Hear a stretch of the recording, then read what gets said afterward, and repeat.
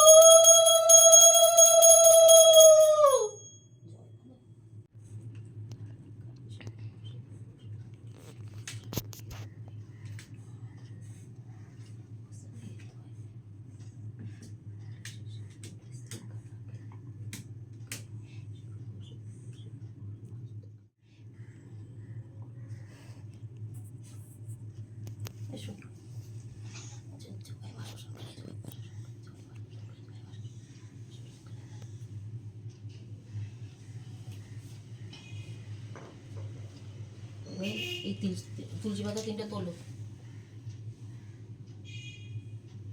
এবার মাথায় ঠাকাও। আচ্ছা, এবার এখানে সাইড করে রেখে দাও।